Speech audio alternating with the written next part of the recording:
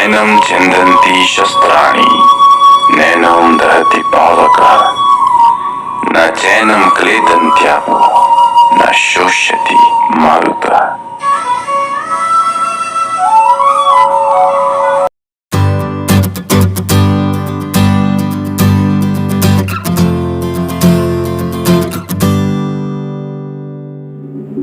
दर्शकों नमस्कार, दिल दिल्ली देश में आपका स्वागत है। मैं हूं सुधीर राघव और आप देख रहे हैं कार्यक्रम आरएनए रियल न्यूज एनालिसिस। अध्यात्म में जीव और आत्मा के संबंध में बहुत कुछ कहा गया है। आज हम इसी विषय पर चर्चा करेंगे। क्या आत्मा जैसी कोई चीज सचमुच होती है? होती है तो किस पदार्थ की बनी है?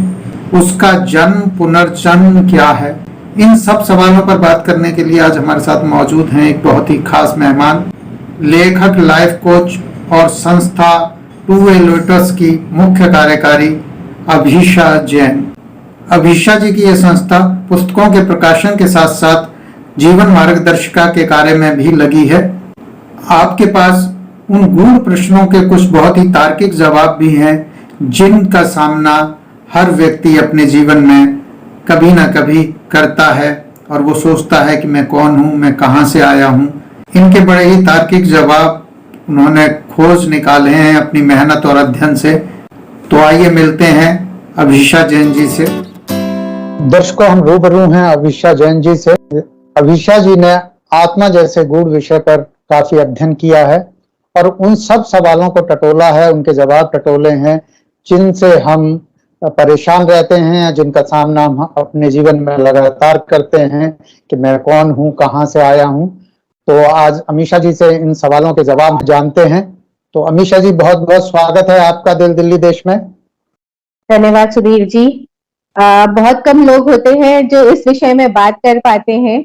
आप वैसे तो लीग वाला काम कर ही रहे हैं, पर साथ में जो ये लीग से हटकर आपका यूट्यूब चैनल ऐसे विषयों को कवर करता है, ये बहुत बड़ी बात है और मुझे बहुत अच्छा लग रहा है कि मैं यहाँ पर हूँ। हमारा और हमारे दर्शकों का भी सौभाग्य है कि आज आप उनसे रूबरू हैं और उन सवालों पर रूबरू हैं जिनका जवाब देना आमतौर पर लोग पसंद नहीं करते। पसंद क्या, जिनका जवाब ज्यादातर मालूम नहीं है और हर कोई उन्हें ढूंढ रहा है। इसी से जुड़ा मेरा सवाल है कि क्या आत्मा, जिसके बारे में सब लोग बात करते हैं, हर धर्म में जिसके बारे में कहा गया है, सचमुच में कोई चीज है या ये सिर्फ दर्शन के द्वारा गढ़ा गया इल्यूजन है ताकि हम अपने जीवन के सवालों को समझ सकें? सुधीर जी, देखिए, मैं अभी एक लेखक, एक विचारक के रूप में काम करती हूँ और जब लाइफ कोचिंग करते हैं तो ऐसे बहुत सारे सवालों के जवाब हमें ढूंढने पड़ते हैं कि किसी के जीवन को अगर सही रास्ते पे लेकर आना है तो सच का पता हमें भी होना चाहिए, उसको भी सच पता करवाना हमारी जिम्मेदारी है। तो ये ऐसी एक घटना मेरे ही अपने जीवन में कोई 12 साल पहले घटी थी, जब मेरे ही अपने घर में 2 लोगों की अचानक डेथ हो गई। एक ही साल में 2 लोग गुजर गए। तो ये सवाल तब सबसे पहले मेरे मन में भी कौन था कि अरे, अगर हमें मरना ही है तो हम पैदा क्यों हुए हैं, हम जीवित क्यों हैं, और एकदम से किसी का ऐसे चले जाना ये क्यों हो गया, ऐसे अचानक से कैसे कोई जवान आदमी जा सकता है। तो ऐसे प्रश्न थे कि मेरे पास उनके जवाब नहीं थे और मैं बेचैन थी उनको ढूंढने के लिए। तो आप समझ लीजिए पिछले 12 साल से इस विषय पे मैं काम कर रही हूँ। मैंने जाने कितनी किताबें इस विषय में पढ़ी हैं, क्योंकि मैं एक जैन हूँ तो मैंने जैन दर्शन को पूरा खंगाल लिया कि इस बारे में जैन दर्शन क्या कहता है। मैंने गीता पढ़ी कि इस बारे में गीता क्या कहती है, और कुछ फॉरेन राइटर्स, जो क्योंकि फॉरेन राइटर्स की अच्छी बात ये होती है कि वो हमारा ही दर्शन पढ़ते हैं, भारतीय दर्शन पढ़ते हैं, पर अपनी समझ से उसमें बहुत अच्छी सी किताब लिख देते हैं। तो मैं उनको भी बहुत सारा पढ़ा और पढ़ते पढ़ते समझते समझते चीजों को अचानक से एक दिन ऐसा आया कि जब मुझे ऐसा लगा कि ये सारी चीजें तो अब समझ में आ गई हैं कि आत्मा या हमारी जीवन मृत्यु है क्या चीज। और मुझे बहुत अंदर से ऐसा लगा कि मुझे सबको बताना चाहिए ये बात। तो आपने अगर मुझे ये जगह दी है तो ये बहुत बड़ी बात है मेरे लिए। तो सुधीर जी, सबसे पहले तो मैं ये कहूंगी कि हमारे भारतीय दर्शन में या भारतीय धर्मों में, हर ग्रंथ में, हर उपनिषद में, वेद पुराण में, सब जगह ही आत्मा का जिक्र हुआ है, आत्मा की बात आई है कि आत्मा चेतन है और हमारा जो शरीर है वो नश्वर है। आत्मा कभी नहीं मरती, हमारा शरीर मर जाता है। श्री कृष्ण जी ने भी अर्जुन को यही समझाया कि आत्मा जो है वो अजर है, अमर है, तो तुमको ये नहीं सोचना कि तुम अपने रिश्तेदारों की हत्या कर रहे हो, तुम उनकी आत्मा की तरफ देखो। जैन दर्शन तो साफ ये बात कहता है कि शरीर से तो मोह ही मत रखो, आपको तो जो काम करना है आत्मा के लिए करना है, जिससे कि उसका जीवन मरण खत्म हो जाए आत्मा का और वो मोक्ष चली जाए। तो अल्टीमेट एम तो ये होना चाहिए आपका कि आपको मोक्ष जाना है आपकी आत्मा को।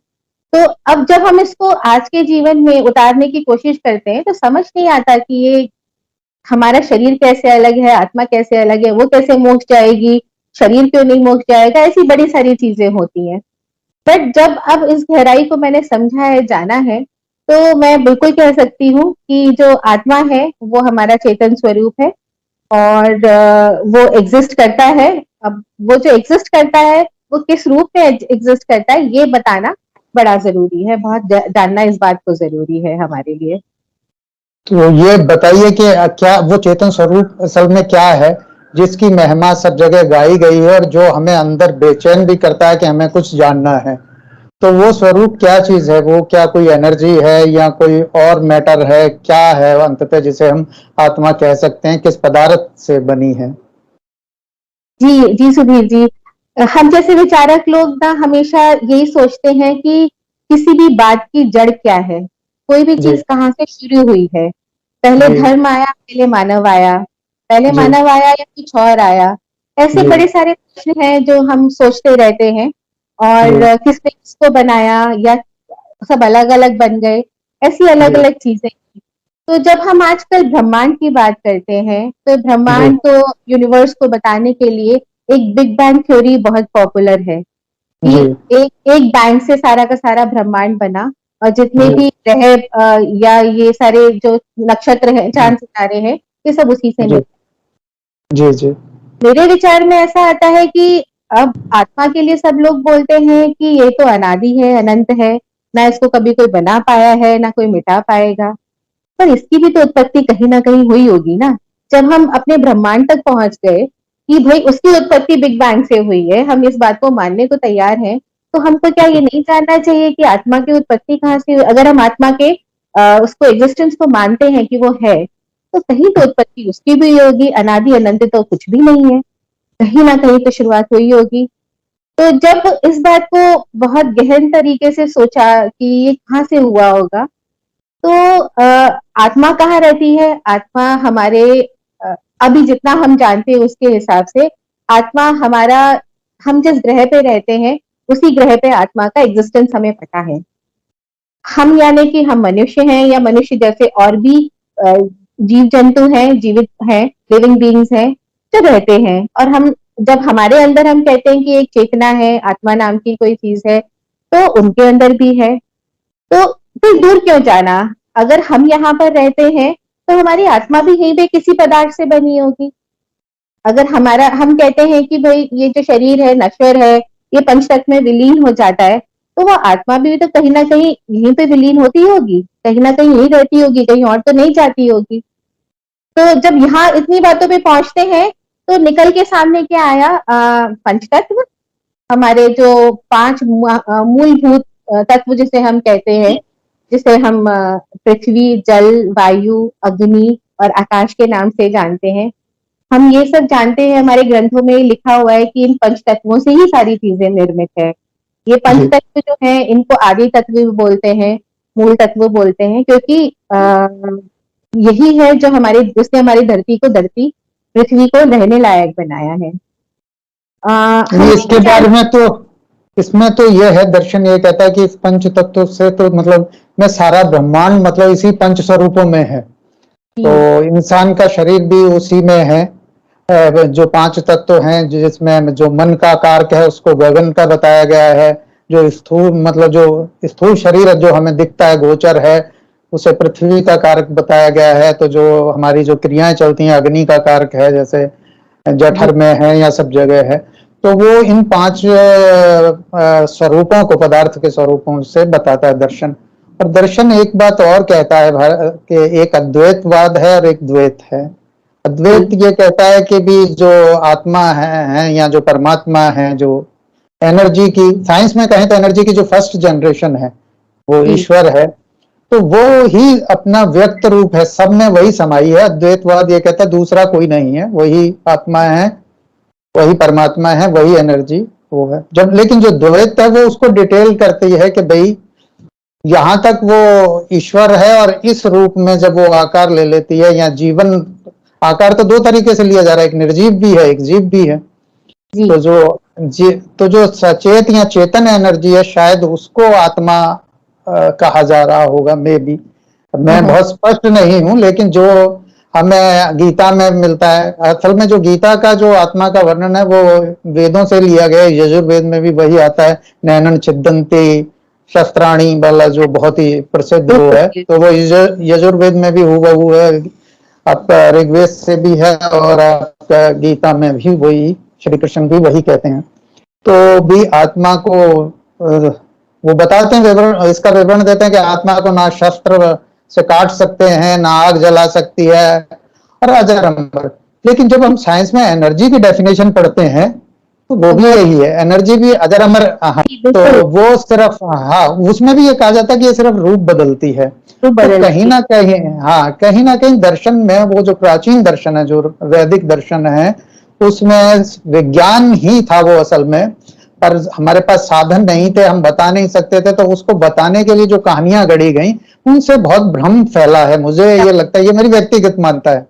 तो आत्मा, परमात्मा, ईश्वर, ये एनर्जी के ही मतलब जनरेशन है, कि एनर्जी की जो फर्स्ट जनरेशन है वो ईश्वर है, जो मतलब फिर बाद में जब उसने कहा कि उसमें इच्छा उत्पन्न हुई कि मैं जो है रूप रखूं, या साइंस कहती है कि पोटेंशियल इतना ज्यादा हो गया एक जगह पे एनर्जी का कि उसमें विस्फोट हुआ, तब वो विस्तार शुरू हुआ। तो उसकी अलग अलग व्याख्या, वेदों की भी एक व्याख्या है, लेकिन जब से क्वांटम फिजिक्स आई है उसने इस सिद्धांत को थोड़ा सा जिस तरह से रखा है वो वेदों के काफी करीब महसूस होता है वो व्याख्या। वेद में या किसी भी आप किसी भी धार्मिक ग्रंथ में ये बात देखेंगे, प्राचीन दर्शन में, जी, प्राचीन दर्शन में, उन सब में आत्मा का जो स्वरूप है उसके बारे में बहुत बहुत बहुत डिटेल में बताया हुआ है, पर उसकी उत्पत्ति कहाँ हुई, कैसे हुई, इस बारे में मैंने कहीं नहीं पढ़ा आज तक कि वो उत्पत्ति कहाँ से कैसे हुई। तो जब तो अजर अमर का मतलब यही है कि ना तो उत्पत्ति होगी ना नष्ट होगा। पर सर ऐसा हो सकता है क्या? जब ब्रह्मांड हम कह रहे हैं कि कहीं उत्पत्ति हुई बिग बैंग के थ्योरी से, तो हमने तो सबको देखा है यहाँ पर, कौन अजर अमर हुआ है? आज ब्रह्मा विष्णु महेश ही नहीं है, अगर हम उनको अजर अमर बोलते तो वो कहाँ है अब? नहीं, एनर्जी की बात हो रही है, मतलब जो जीवन है वो, हाँ, वो फिर से उसी एनर्जी फॉर्म में टूट जाता है ना। हाँ, जब धरती बनी होगी तब उसमें आत्मा की एनर्जी होगी। हम ये जानते हैं कि जब धरती बनी तो उसमें पहले बहुत ज्यादा अग्नि थी, गर्माहट थी, फिर जल बरसा तो धरती में फूल पौधे उगने शुरू हुए। हम एक एक करके इस क्रम पे आते हैं, ये बात हम जानते हैं आज की डेट में। तो क्या उसके टाइम से जब अग्नि थी यहाँ पर, तब ये आत्मा ऐसी थी जैसे आपकी और हमारे देखने में आती है, समझने में आती है, ऐसी ऊर्जा थी? ऐसी ऊर्जा नहीं थी। वो एक आग का गोला था जो जिसके अंदर बहुत गर्माहट थी, और अपनी ही गर्मी से उसने एक और तत्व को पैदा किया जिस तत्व को हम जल कहते हैं।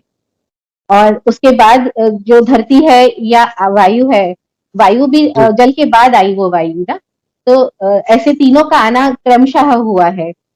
और ये धरती और आकाश में मिलकर ये 5 तत्व मिले हैं, जो आज भी सारी चीजें जितनी भी हम देख रहे हैं, ये पूरी 5 तत्व इन्हीं चीजों से, 5 तत्वों से बनी हुई है। और आगे भी कुछ ना कुछ नया निर्माण होता रहेगा जब तक कि ये 5 तत्व इस धरती पर हैं, इस ग्रह पर हैं।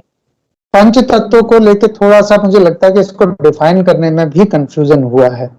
अच्छा? जो पांच तत्व उन्होंने कहा है, 5 महाभूत तत्व कहा है, मतलब जिसने भी ये सिखाना चाहा होगा कि इंसानों को मुझे ये बताना है कि सृष्टि जो बन रही है, तो असल में पंच तत्व जब उन्होंने कहा होगा कि ये 5 तत्व क्या है, तो इंसान के समझ में नहीं आया होगा कि तत्व क्या है, मतलब जो बिल्कुल नया सीख रहा है। तो उसने प्रश्न किया कि ये पंच तत्व, ये उन्होंने कहा कि ये 5 तत्व हैं, जैसे पृथ्वी है, तो उन्होंने कहा कि पृथ्वी क्या है, ये तत्व क्या होता है। तो जरूरी नहीं हो सकता कि उस वक्त धरती का ही नाम पृथ्वी हो, वो हो सकता है कि ठोस, जितनी भी ठोस अवस्थाएं हैं पदार्थ की, एक हाँ। तत्व, हाँ, तो पृथ्वी जब उन्होंने कहा तो सभी ठोस पदार्थ उनको बताना था। जब उसने पूछा कि वो क्या होता है, ठोस क्या होता है, मतलब पृथ्वी की जगह अगर आज की भाषा में हम कहें तो उन्होंने कहा कि जितने भी सॉलिड हैं, जितने भी ठोस हैं, एक 5 तरह के पदार्थ हैं। तो उन्होंने पूछा ये सॉलिड क्या है। जिज्ञासु ने, मानव ने सवाल किया बताने वाले से, अपने ऋषि से या ईश्वर से या जो भी थे उनके प्रोफेट थे, कि ये ठोस क्या है। तो उसने धरती की तरफ हाथ बढ़ाया होगा कि ये पृथ्वी है। तो वहां से हो सकता है कि पृथ्वी तत्व बताने वाला चाह रहा होगा कि इस तरह के सभी ठोस तत्व पृथ्वी हैं। तो हमने धरती का नाम जो है पृथ्वी ले लिया, ठीक है, समझने वाले ने पृथ्वी ले लिया। ऐसे ही जब उसने जल कहा तो जल का मतलब जितने भी तरह के द्रव थे वो थे। तो सब जल और में आते हैं। हाँ, तीसरा तत्व उन्होंने बताया कि जो वायु में जो गैसीय तत्व थे ये थे। अभी थोड़े समय पहले तक पदार्थ की चौथी अवस्था को साइंस भी नहीं बताता था। अभी जब से प्लाज्मा को जाना है उन्होंने, जैसे लेजर बीम्स हैं और प्लाज्मा बीम्स हैं, तब से उन्हें पता चला कि चौथी भी अवस्था है। तो पहली अवस्था वो थी जिसमें आकार और आयतन दोनों निश्चित हैं, निश्चित तो है। उन्होंने उसको पृथ्वी कह दिया। तो जो भी ठोस हैं, उसी तरह से जो दूसरे तरीके के जिसमें आकार निश्चित नहीं है लेकिन आयतन निश्चित है, तो वो जलीय जीव हो गए। जल हो गए। तीसरे थे जिसमें आकार भी निश्चित नहीं है, आयतन भी निश्चित नहीं है, वो सारे क्या हो गए, वो गैसीय तत्व हो गए। तो उनको वायु कह दिया गया। तो समझाने के लिए वायु उन्होंने उसको कहा। हो सकता है कि तब वायु का नाम पवन हो, उन्होंने बताया कि ये वायु है, तो उन्होंने उसको वायु कर लिया। वायु बोल इसी दिया। हाँ, इसी तरह से जो 2 अवस्थाएं थी जिनके बारे में हम नहीं मानते थे, कि एक ऐसी भी हो सकती है जिसमें क्या कहते हैं, आकार जो है वो निश्चित हो लेकिन आयतन जो है वो इन्फिनिटी हो। अच्छा। ठीक है, तो इन्फिनिटी मतलब हमें एक अग्नि की या एक बीम की लौ दिख रही है, लेकिन वो किधर जाएगी, कब क्या बन जाएगी, कैसा रहेगा उसका आयतन, वो निश्चित नहीं है। निश्चित ठीक नहीं। है, तो एक चीज उसकी इन्फिनिटी है, एक पहले में क्या था, अनिश्चित थी, अब इन्फिनिटी होगी दूसरी चीज। तो वो उन्होंने उसको कहा कि ये अग्नि तत्व है, जो बताने के लिए कहा क्या है कि अग्नि की जो लौ चल रही है, अब इसमें वो सभी चीजें आ गई जो प्रकाश से जुड़ी हुई हैं। ठीक है, जो प्रदीप्त होती हैं, जहां फोटोन से बनी हुई हैं जो चीजें। एक तो मटेरियल पदार्थ जो पार्टिकल से बने हैं, दूसरे पदार्थ वो हो गए जो फोटोन से हमें उनसे दिखते हैं। तो उन्होंने अग्नि तत्व में बता दिया कि भाई इनका जो है वो आयतन जो है वो इन्फिनिटी। फिर एक और बताया जिसका आकार और आयतन दोनों इन्फिनिटी है। तो उन्होंने कहा कि वो क्या चीज है, कहता वो गगन है, आकाश है, और उससे तुम्हारा मन बना है। ठीक है, तो ये जो 5 महाभूत तत्व हैं, जो मुझे लगता है कि बहुत ही साइंटिफिक व्याख्या थी, वो असल में पदार्थ की अवस्था के बारे में थी। साइंस अभी 4 को कह रहा है, लेकिन 5वीं अवस्था जब आप एनर्जी की जनरेशंस पे आगे बढ़ते हैं, ठीक है, तो वो मांगते हैं, तो हम इस बात को देखते हैं कि एनर्जी भी इन्फिनिटी तक जाती है, और उसका ना आकार निश्चित है ना आयतन निश्चित है, और उसके कुछ हिस्से जो हैं जब वो एक्टिव होते हैं, आसपास घूमते हैं, तो वो एक पार्टिकल का या एक फोटोन का रूप ले लेते हैं, और वही रूप आगे मिलकर सारी सृष्टि को रचते चले जाते हैं। इसमें आकाश जो है वो आकाश केवल गगन नहीं है, आपके और मेरे बीच, मेरी एक उंगली से दूसरी उंगली के बीच, मेरे एक सेल से दूसरे सेल के वही मैंने बताया ना, गगन नहीं है, वो सारी चीजें हैं हम। उसको स्पेस का है कि वो आकाश है इसका। और जैन दर्शन में ये बताया गया है कि ये जो आकाश है, ये जो स्पेस है, या ये सब निगोदिया जीवों से ठसाठस भरा हुआ है। निगोदिया जीव बोलते हैं जिनको गोद नहीं मिली, यानी कि कोई शरीर नहीं मिला, तो उनसे वो ठसाठस भरा हुआ है। तो मेरे हिसाब से वो निगोदिया जीव कुछ और नहीं, वो एनर्जी पार्टिकल्स ही है, जिससे कि पूरा का पूरा ये हमारा, ये जो हमारा पूरा ग्रह है वो ठसाठस भरा हुआ उस एनर्जी पार्टिकल से। पर ये एनर्जी पार्टिकल्स आ कहाँ से रहे हैं? ये एनर्जी पार्टिकल्स मेरे हिसाब से कि ये जो पंच तत्व हैं, जब इनका आपस में मिलन होता है, आपस में घर्षण होता है, उससे जो एनर्जी निकल कर आती है, ये वो एनर्जी पार्टिकल्स है। नहीं, वो इसमें थोड़ा सा और कंफ्यूजन है। असल में एनर्जी ने ही इनके पंच तत्वों के रूप बने हैं। कुछ एनर्जी जो है उसने कोई रूप नहीं रखा, तो वो जो है आकाशीय रूप में मौजूद है, जिसने कोई आकार नहीं लिया। कुछ एनर्जी जो है वो द्रव में बदल गई, ठीक है। कुछ एनर्जी जो थी वो ठोस में बदली, कुछ एनर्जी जो है अग्नि में, फोटोन में बदल गई। जैसे अभी जिसे हमने हिग्स बोसोन कहा है, वहां हमने पता लगाया है कि एनर्जी कब जो है फोटोन में बदलती है और कब जो है मैटर में, पार्टिकल में बदलती है ना। तो दो तरह की चीज। तो पहले ये माना गया था कि यही फर्स्ट जनरेशन है, यही ईश्वर है, तो इसे गोल्ड पार्टिकल भी कह दिया गया। लेकिन बाद में खंडन किया कि नहीं, साइंटिस्टों के नहीं, इसके आगे भी जनरेशन मौजूद है एनर्जी की, यहाँ मौजूद नहीं है। पहले जैसे इलेक्ट्रॉन, प्रोटॉन, न्यूट्रॉन की खोज हुई तो पहले वही मान लिया गया था कि ये सबसे छोटे कण है, ये फर्स्ट जनरेशन के हिस्से हैं 3। तो अब ये माना जा रहा है कि ये जो अब हमने ये भेद ढूंढ निकाला है क्वांटम फिजिक्स ने, जिसमें हमारे भारतीय वैज्ञानिक बोस का बहुत बड़ा योगदान था, वैचारिक थ्योरी उन्होंने दी थी। आइंस्टीन ने उसे गणितीय रूप में साबित किया, लोग मजाक उड़ा रहे थे, ठीक है। तो लेकिन आइंस्टीन ने गणितीय रूप में कहा कि हाँ ऐसा होता है, तो फिर उसको 2012 तक, मतलब करीब 50-60 साल से ज्यादा लग गया उसको प्रूव करते हुए। हेडान कोलाइडर जब बना जिनेवा में, और उसमें जब प्रयोग हुआ और उस एनर्जी का जो निकली डाटा एनालिसिस करते वक्त 6000 वैज्ञानिकों की, 3-3000 वैज्ञानिकों की 2 टीमें थी, उनको भी 3 साल से ज्यादा लग गया उसको एनर्जी का अलग अलग ग्रुप में उसको बांट के किया गया। और फिर ये प्रूव हुआ कि हाँ ये वही पार्टिकल है जिसकी बात बॉस कर रहे थे। तो हिग्स ने इस पे आगे काम किया था। बॉस एक गड़बड़ कर गए थे, वो बता गए थे कि नाइट्रोजन को आप इतना ठंडा कर दीजिए फ्रीज, तो फिर ये चीज बन जाती है। लेकिन हिग्स ने उसमें सुधार किया। उसने कहा कि नहीं, आप प्रोटॉन्स की टक्कर कराइए, तो अगर बना है तो इन्हीं की टक्कर से वो मिलेगा, जब ये टूटेगा तो वो उसी एनर्जी में टूट सकता है कि जहां फोटोन और। तो एनर्जी जो है वो रूप रख रही है, तोड़ा मतलब उसे तोड़ने के लिए भी एनर्जी चाहिए।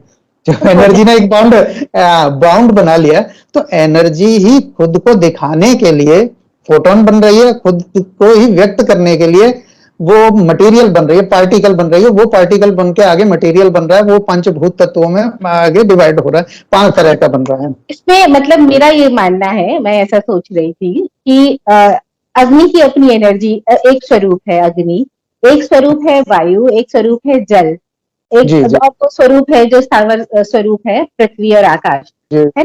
तो हम बात कर रहे थे आत्मा की, हम बात एनर्जी की नहीं कर रहे थे। ये सारी अपने में इंडिपेंडेंट एनर्जीज हैं, पर जब ये पृथ्वी पे एटमॉस्फेयर के रूप में आती हैं, तो ये आपस में इनका भी टकराव होता है, आपस में इनका भी जुड़ाव होता है ना। जैसे वही ऊपर से, अगर ऊपर से जल की धारा गिरी, वो नीचे पृथ्वी पे गिर रही है, तो बीच में वायु आ रही है, तो उसका टकराव हो रहा है। अब वो जो टकराव है, वो जो जुड़ाव है, उसमें भी से तो कोई एनर्जी निकलेगी ना। तो मेरा मानना ऐसा है कि रूप बदलेगी, रूप बदलेगी। हाँ जी जी। मुझे मानना है कि जो ये आत्मा है, जिसको जो आत्मा हम चेतन स्वरूप में जानते हैं, उस आत्मा में इन 5 तत्वों का ये मिश्रण है। ये 5 तत्व जो एनर्जी मिला के, जो 5 तत्वों के साथ मिलाकर जो एनर्जी आई है, उसको हम आत्मा कह सकते हैं, ऐसा मेरा मानना है। क्योंकि इस आत्मा में इतनी पावर है, इतनी क्षमता है कि एक मनुष्य को घड़ सकती है, ये पेड़ पहाड़ों को खड़ा कर सकती है, ये नदी को बहा सकती। नदी तो क्या पहले भी बहती होगी, पर उसमें इतनी क्षमता है कि उसमें जीव जंतु भी पैदा हो सकते हैं। उसमें इतनी क्षमता है चीजों को बनाने की, क्रिएटिविटी की, कि वो 5 तत्वों के मिलन के कारण ही वो क्षमता उसके अंदर आई है। और इसलिए हम उसको एनर्जी तो कहेंगे ही कहेंगे, आत्मा को कुछ और है नहीं, वो ऊर्जा ही है, पर इन 5 तत्वों से मिलकर वो ऊर्जा बनी है, मेरा ये कहना है। इसमें मैं एक चीज, एक कठोपनिषद का एक श्लोक है, अभी मेरे पास मौजूद भी है वो, तो वो ईश्वर और आत्मा का बहुत अच्छा वर्णन उन्होंने एक श्लोक से जो किया है। तो वो कहते हैं द्वा सुपर्णा सायुजा सखाए, कि ये दोनों ही एक वृक्ष पर बैठे हुए 2 रूप हैं, है ना। तो जो बस फर्क इसमें इतना, मैं पूरा श्लोक नहीं पढ़ूंगा ज्यादा टाइम खराब करने के लिए। एक ही वृक्ष की एक ही शाख पे बैठे 2 पक्षी हैं, इनमें फर्क सिर्फ इतना है कि एक जो है वो वृक्ष पे लगे हुए फलों का आनंद ले रहा है, उसे भोग रहा है, दूसरा सिर्फ साक्षी है, वो उसे देख रहा है। तो जो देख रहा है वो ईश्वर है, जो उन फलों को खा रहा है वो वो जीव है। और लेकिन दोनों, हाँ, दोनों एक ही पक्षी है, मतलब दोनों एक ही एनर्जी है। ठीक है। तो इसमें क्वांटम फिजिक्स को जब हम देखते हैं तो हमें सिर्फ ये लगता है कि जैसे ईश्वर को हम कह सकते हैं कि वो एनर्जी की फर्स्ट जनरेशन है। आत्मा जो जहां चेतनता आती है, वो आत्मा हो सकता है कि उसकी तीसरी, चौथी, 10वीं, 100वीं जनरेशन हो। कितना अंतर है ये अध्ययन का विषय है। हो सकता है कि देर सवेर फिजिक्स वहां तक पहुंचे कि मनुष्यों में जो न्यूरॉन लेवल बनता है जिससे चेतना आती है, वो एनर्जी की कौन सी फॉर्म है, कौन सी जनरेशन है ना। जैसे उन्होंने अभी तक 3 जनरेशन जो बताई है, पहली जनरेशन को वो कहते हैं कि वो है जिसे हमें अभी वहां तक हमें जाना है, हमारे पास उतने बड़े सेंसर नहीं है कि हम उसको सेंस कर सकें। दूसरी जनरेशन को उन्होंने अभी सेंस किया कुछ साल पहले 2012 में, जिसको उन्होंने बताया है कि हिग्स बोसोन है। थर्ड जनरेशन वो कहते हैं कि टॉप क्वार्क है। ठीक है, टॉप क्वार्क मतलब जो एनर्जी ने पहला पार्टिकल का आधा रूप रखना शुरू किया, तो हमारी जो अर्ध नारेश्वर की अवधारणा आती है कहीं ना कहीं वो उससे जुड़ती भी है। तो है ना, तो वो फिर उसके बाद जब नीचे डाउन क्वार्क आता है तब वो एक पूर्ण रूप रखती है, और इससे फिर आगे इलेक्ट्रॉन, प्रोटॉन, न्यूट्रॉन, मतलब मैसॉन, पाई मैसॉन बनते हैं, उनसे इलेक्ट्रॉन, प्रोटॉन, न्यूट्रॉन तीनों अलग तरह के कण सामने आते हैं। तो आप ब्रह्मा, विष्णु, महेश भी कह सकते हैं या कुछ भी कहिए, 3 पार्टिकल अलग तरह के आते हैं, वो फिर पूरी दुनिया को रचते हैं। उससे सारे पदार्थ रचे जाते हैं इन तीनों के उससे। ठीक है, कि कितने इलेक्ट्रॉन रहेंगे, कितने प्रोटॉन रहेंगे, कितने, तो उनकी संख्या ये तय करती है कि कौन सा भूत तत्व बनेगा, है ना। और ये बाहर वाले इलेक्ट्रॉन तय करते हैं कि कौन सा तो गैस बनेगा। ठीक है, जिनमें बंध बहुत कमजोर होगा इलेक्ट्रॉन्स का और जो बहुत ही असंतृप्त होंगे वो गैसीय बन जाएंगे, जिनका बहुत मजबूत, हाँ, जिनका बहुत मजबूत होगा वो ठोस बने। तो यहां तक विज्ञान बहुत क्लियर कर देती है, और दर्शन भी यही बताने की कोशिश करता है, लेकिन वो कहानी के जरिए, उनके पास साधन नहीं है। उन्होंने कोई जिनेवा में बहुत बड़ी प्रयोगशाला नहीं बनाई थी, सीमित साधन थे। और हो सकता है कि जिन्होंने पहले बताया हो, जो जिन्हें हम ईश्वर मानते हैं या जिन्हें हम फरिश्ते मानते हैं या जो भी लोग हों, हो सकता है कि वो साधन संपन्न लोग हों और उन्होंने हमें वो बताने की कोशिश की हो जिस पे हम धीरे धीरे पहुंच रहे हैं। तो जैसे जैन दर्शन में ये बात बताई गई है कि केवल मनुष्य नहीं या जीव जंतु नहीं जो हम देखते हैं, यहाँ तक कि पहाड़ और जल और नदी, ये सब भी एक जीव है ना। इनको वनस्पति का एक जीव या एक जल का एक जीव, इनको ऐसे बोला जाता है कि ये भी जीव है। They are also living beings, sentient beings है। तो वो क्यों है? क्योंकि उनके अंदर भी वही चेतना का कहीं ना कहीं वास है। स्वरूप अलग हो सकता है पर उस चेतना का वास उनमें भी है। तो हमारे यहाँ सबको बीइंग ही बोला गया है, कोई भी निर्जीव नहीं है, यहाँ पे सब जीव है। जी जी। तो एक और सवाल मैं इसमें, आखिरी सवाल मैं इसमें पूछना चाहूंगा, क्या पुनर्जन्म में आप विश्वास करते हैं? क्या आत्मा का पुनर्जन्म होता है? इसे आप क्या मानती हैं इस बारे में?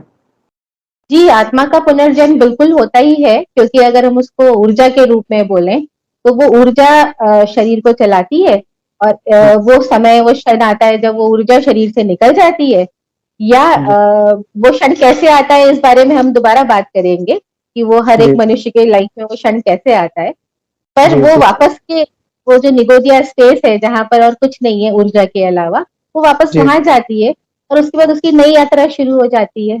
अलग अलग कर्मों की और अलग फ्रिक्वेंसी के हिसाब से वो एक नया शरीर ले लेती है। तो क्या सिर्फ मनुष्यों में पुनर्जन्म है या सभी निर्जीव जीव में, सब चराचर जगत में? सब में, जिसके अंदर आत्मा वाली ऊर्जा है, और वो सब में है, वो ऊर्जा हर किसी में पाई जाएगी।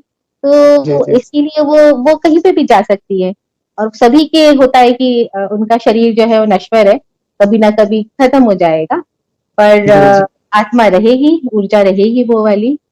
जी जी, ये आपने बहुत अच्छी बात कही है, और इससे बहुत अच्छी व्याख्या भी निकलती है कि जो चीज हम कहते हैं कि नश्वर नहीं है, अनश्वर है, तो वो नष्ट तो होगी नहीं, तो जाहिर है कि वो दूसरा रूप लेगी। तो शायद यही पुनर्जन्म है, जिस तरह से हम अभी भी करते हैं कि हम जिसको प्रोसेसिंग बोलते हैं, कि हमें लगता है कि ये चीज अब बेकार हो गई, उपयोगी नहीं रही, और हम उसको छोड़ते हैं, उसकी प्रोसेसिंग होके कोई नई चीज, अच्छी चीज बन जाती है ना। जी, तो उसी तरह से एनर्जी की प्रोसेसिंग भी लगातार चल रही है। वो जो आकार ले लेती है, जो रूप ले लेती है, वो तो हमें इंद्रियों से ज्ञात होता है। बहुत सारे उसके रूप ऐसे हैं, क्योंकि हमारी इंद्रियों का सेंस जो है वो सीमित है। तो जी इसलिए एनर्जी के बहुत सारे रूप ऐसे हैं जिन्हें हम अपनी इंद्रियों से नहीं जान पाए। बिल्कुल जानते हाँ, भी नहीं, पहचानते भी नहीं। और उसके लिए विज्ञान ने हमें थोड़े से साधन दिए। हम जैसे माइक्रोवेव्स के रूप में हमने उसको जाना, हमने उसको बहुत सारी तरंगें, लेजर, मेसर, इन तरंगों के रूप में जाना, या हमने उन्हें पार्टिकल के रूप में जाना जिन्हें हम इंद्रियों से नहीं जान सकते थे, उन्हें हमने विज्ञान के जरिए हम उसे जान रहे हैं। और ऐसी ही कोशिश प्राचीन काल से चली आ रही, जो जिसे हमारे दर्शन ने जानने की कोशिश की थी। उसके पास बहुत साधन नहीं थे, उसने अपने आध्यात्मिक शक्ति से इस सबको जाना। तो हाँ, एक उसके पास अध्यात्म की शक्ति इतनी थी कि उनको बाहर के संसाधनों की जरूरत नहीं थी, है ना। जी वो जी शायद अपने अपने तप बल से या अपने ज्ञान के बल से वो इन चीजों को समझ लेते थे। समझ तो लेते थे। हाँ, वो उस लेवल पे पहुंचे हुए थे कि उनको ये जी बाहरी चीजों की जरूरत नहीं थी। जी जी जी हाँ, जी अब तो शायद दोबारा वो यात्रा कर रहे हैं अभी, वापस जी वहीं जी पर। जी पिछली 2-2.5 सदी में जिस तरह से विज्ञान ने प्रगति की है, तो उन सवालों को लेके जो पुराने सवाल थे, उनके जो जवाब थे, उन पे सवाल भी खड़े हुए विज्ञान ने जब यात्रा की शुरुआत की।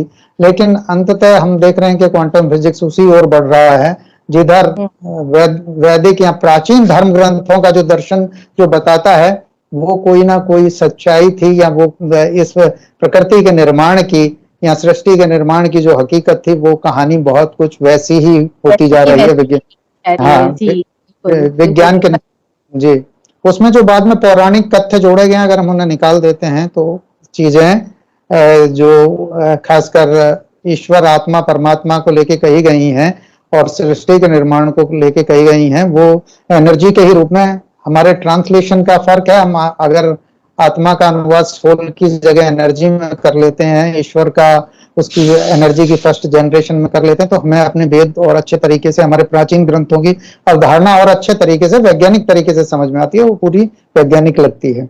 अगर हम सिर्फ श्री कृष्ण जी की बात करें, उन्होंने अर्जुन को बोला कि तुम मुझ में हो, तुम सारे के सारे जी मुझ में समाये हुए हो। तो बात वही जी है कि आप पूरी एनर्जी में समाये हुए हैं, हर कोई व्यक्ति एनर्जी से ही चल रहा है। और आज हम जी एनर्जी एक्सचेंज करके बहुत सारी चीजें, एनर्जी हीलिंग होती है, एनर्जी कोड्स जी देखे जाते हैं, बहुत सारे लोगों को जी एनर्जी के माध्यम से ही बहुत सारी चीजें की जाती है। ये सारे एक्सपेरिमेंट्स हो रहे हैं उस माध्यम पे, तो वो सारी चीजें एनर्जी पे ही बेस्ड है। बहुत अच्छा है कि हम लोग उससे और आगे पहुंचे। मुझे ऐसा लगता है कि वही बच्चों को कहानी समझाने के लिए हम कोई ना कोई उनको पात्र दे देते हैं, पात्र का नाम दे जी देते हैं। जी ऐसे ही पौराणिक कथाओं में ये जी। सारी चीजें हैं, और कोई कारण नहीं है। तो अभिषा जी, बहुत अच्छी चर्चा हुई। हमारे दर्शकों को भी इससे काफी जानकारियां मिली होंगी, जो आपने बताया, इस आत्मा के गूढ़ रहस्य को जिस तरह से आपने समझाया, पुनर्जन्म को आपने समझाया। तो आपका एक बार फिर से बहुत बहुत आभार, दर्शकों की ओर से भी धन्यवाद। जी बहुत बहुत धन्यवाद। अगर हो सकेगा तो हम अगली बार चर्चा करेंगे इस बारे में कि हमें मृत्यु क्यों आती है, हम कब मरते हैं, इस बारे में हम बात करेंगे। बिल्कुल अवश्य। हम जल्द ही अपना अगला कार्यक्रम लेकर हाजिर होंगे अभिषा जैन जी के साथ, कि मृत्यु क्या है, ये क्यों आती है, और इसके क्या कारण है, और किस तरह से ये घटना घटित होती है। तो बहुत बहुत आभार आपका, इतनी गूढ़ सवालों का जवाब देने के लिए। जी आपका आभार, आपने इतना सारा अच्छा डिस्कशन कराया इस चीज को लेकर, क्योंकि कम ही हो पाता है कि ऐसे किसी के साथ बात कर सको इस बारे में। जी तो बहुत अच्छा लगा मुझे बात करके। जी जी, सौभाग्य है हमारा।